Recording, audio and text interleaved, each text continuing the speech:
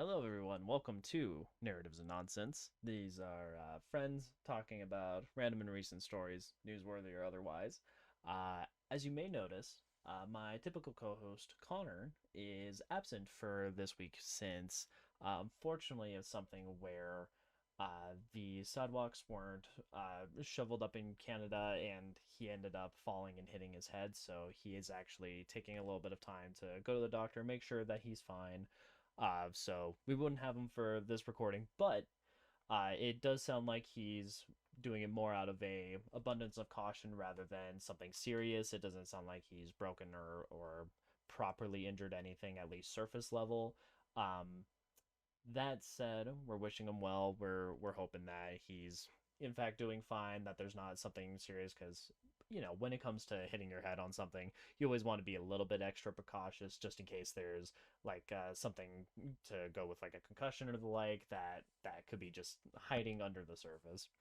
That said, just kind of going into the week and kind of the nonsense of this last week. Generally speaking, my week has been pretty laid back. We did not, in fact, have our either the Halo stream or the Kingdom Hearts stream. Normally, I have those on the Gillidan FTW channel, Gillidan for the Win. Link in the doobly doo. This week, we did not do that because we had one, there was the Super Bowl, an eventful occasion. I didn't attend any parties for that. I just kind of watched from the sidelines from the comfort of my own home. And in addition to that, we also had my friend John, who normally he also goes by Fusro Do Remi. He is the counterpart for the Kingdom Hearts stream. Uh, with that, he actually went to Texas because he is enrolling in a PhD program. He's been looking at a couple of different schools, but he's been really liking the one in Texas, so he was out of town for that time frame. He did make it back into Colorado, but it was a little bit later in the day, so we put a pause on that. But we'll be resuming this next week, and then following that, my yesterday, we record on today. We're recording on Sunday, Saturday being yesterday, and this will be going up on Monday, tomorrow, the 21st, if you're listening. We had a very fun event. So it was myself and a friend from back in my dancing days named Heather. It was her family and a bunch of her friends. And we had what I'll call multi risk, is kind of the idea of it. Basically, you have risk with multiple boards. We'll dive into that as kind of the segment for today, since we won't be talking about any movies or shows.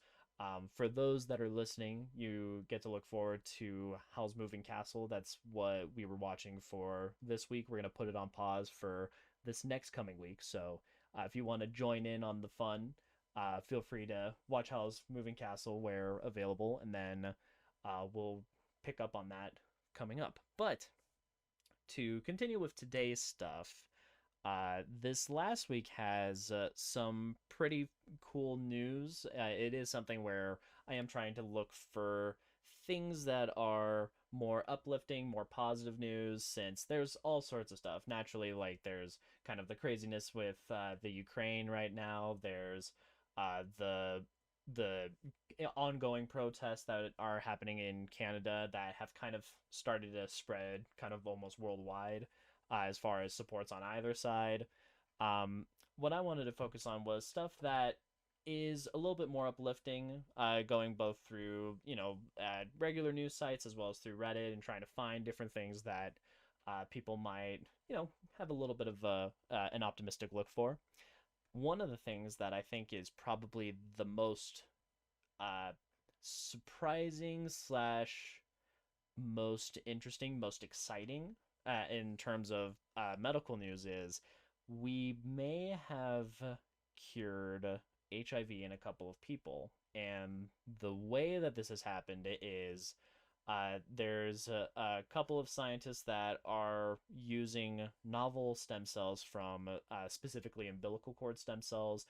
They're a little bit more readily available compared to something like bone marrow, which is usually treated for something like leukemia. So any kind of cancer treatment is usually a bone marrow type of thing.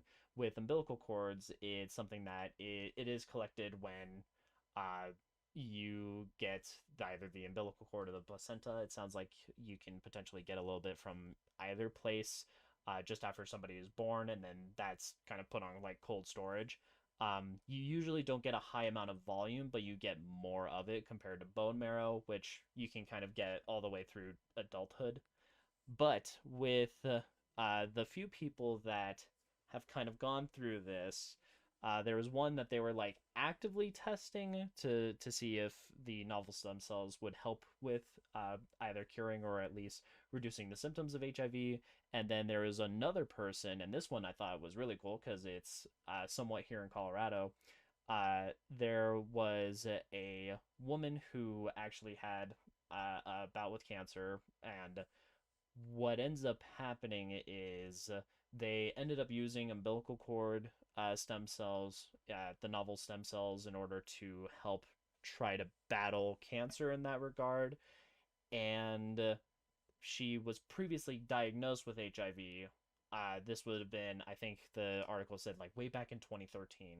More recently, however, she was actually put off of HIV medications and the like. She was given reduced treatments for it, and she doesn't seem to have gotten any kind of resurgence, at least here in Colorado. I believe it was like the Denver Institute of Health or something like that. So that was pretty interesting. Some other things that are cool, again, kind of going in the health adjacent thing, it does seem like immune systems are starting to get a little bit better at fighting coronavirus, not just in its primary stage, but in any of its variations as well.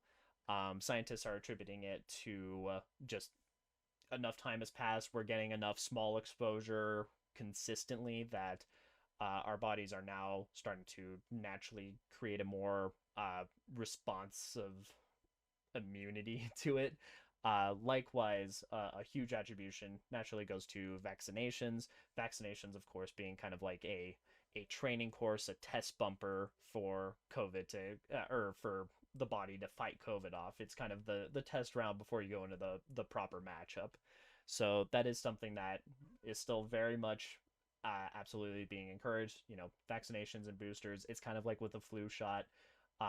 Hopefully, it's something that isn't as prevalent as the flu. The flu changes, I mean, seasonally, essentially. That's something that is a consistent presence. We're going to have to find out if coronavirus might end up being in a similar boat, but that is some hopeful news. Similarly, something else that's been really nice is it does look like there are benefits for people that are getting vaccinated while they are pregnant for their offspring. So I believe the number was like 61% of kids or babies, I should say, that had parents that or moms that got vaccinated during their pregnancy do get the benefits of having either reduced hospitalization rates and reduced symptoms. So some uplifting news. It does seem like we're making good strides. Well, again, be very on top of your vaccinations and boosters. In addition to that, it sounds like the Federal Reserve is restricting or even banning officials from purchasing stocks, bonds, and even cryptocurrency. It's something that is done in the hopes of trying to encourage public trust in them being a neutral system throughout the whole affair. And the last like bit of news I wanted to touch, and this is just kind of a fun thing. Uh, Supposedly, the oldest dog in Ireland is a border collie that is 26 years old named Skippy. And going through the story, it sounds like Skippy's owner, uh, they're still working on trying to verify the age of the dog, but he's an older gentleman and he remembers he got him as a puppy after like not long around when he had broke his toe back in like 95.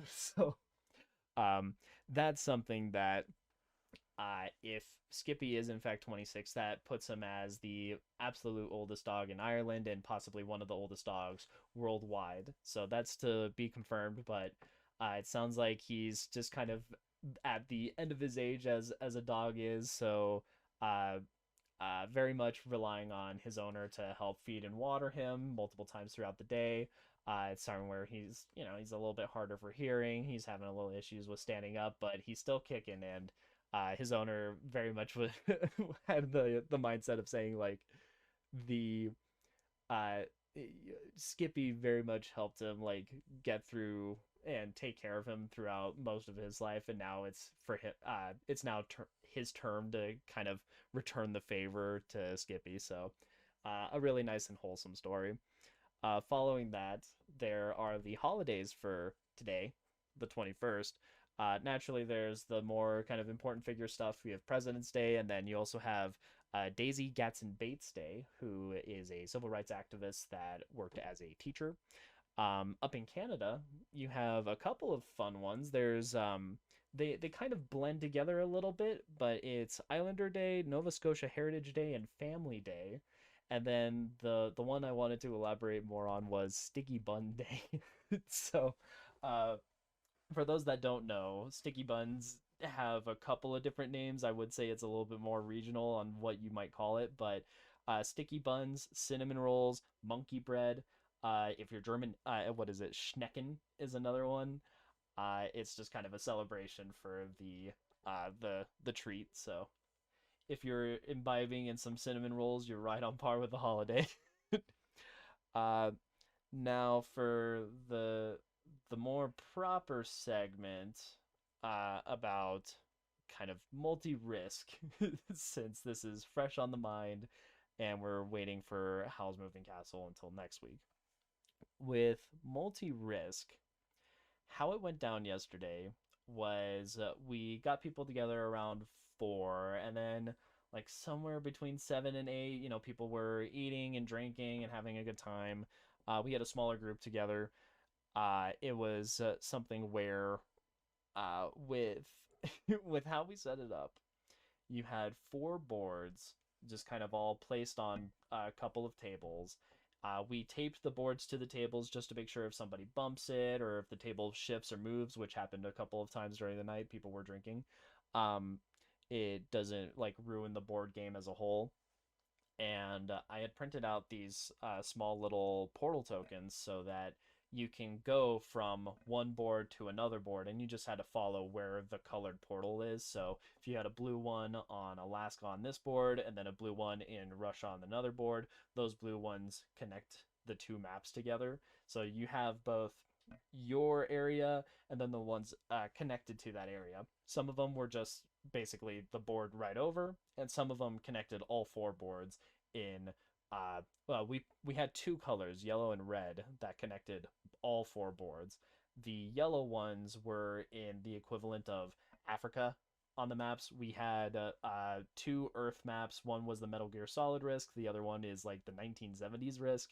And then we also had StarCraft Risk and Lord of the Rings Risk. So whatever those country equivalents would be, since Risk across all those different formats still very much had the same like point values and totals. Um, that was where the yellow portal was, and then the red one was put in where pretty much everybody turtles Australia. So it was in Australia, Xeris, and Run, which is in the top corner of Middle Earth. Uh, Now, with the portals, that's something that we didn't use much initially. Again, there's in terms of how we set this up, we had something like 14 people that were all playing, most of which, and that's including myself, uh, most of which had some familiarity with Risk, but a lot of people were dusty and some people were just outright new. So, for simplicity's sake, we only had cards for determining what the territories were. So, we got all 4 games shuffled together and passed it all out so everybody could pick your territory. We had some leftover places that we just put like a random neutral token down. You could attack it, but the neutral won't attack you. And then after that, we distributed it so that it's 40 armies to start with. Everybody gets their territories. You get however many you start off with, and from there it was chaos. We had it written down so we know exactly what turn order it was, and it I was kind of designated as the person being the rules administrator, which was entertaining. I did try to maintain as much of a flow as I could. Um, and then one of the big things is because there's so many pieces scattered through all of these different boards, you absolutely needed to just roll in this small in like the top part of the Risk board game box, just so that we can try to keep all the dice and stuff together without like knocking pieces all over the place. Because we have four boards with over a dozen people playing at any single point. Now, we went with all four and we went for a turn order option with all of the people involved. If I were to do something like this again, I think what I would do is split it so that we have two boards and two boards. And that's just so that people can be playing in their boards respectively, and you're not waiting for like all 14 people, or you're not hunting down people, especially because there was a lot of drinking and like beer pong and other board games that we had brought. So people were kind of scattered all over the place, and then like we'd basically have someone act as a runner to go and get somebody whose turn it is to either get attacked or to do the attacking. So if I were to do it again, I would split it so it's two boards. I still like the idea of like a portal system where it connects certain places to other places. If I were to redo it, I wouldn't put a portal in Africa or the equivalent of Africa. I'd put it in Australia and South America because that's where people tend to turtle in those two places. So that makes it so there's a little bit more of a strategic element to that, rather than it just being like, oh, it's not worth much, I just stack here and then just slowly invade the rest of everything, which is usually how Risk plays out. uh that said, it took a long time. We only played really 4 rounds total, including like the initial setup and then everybody attacks.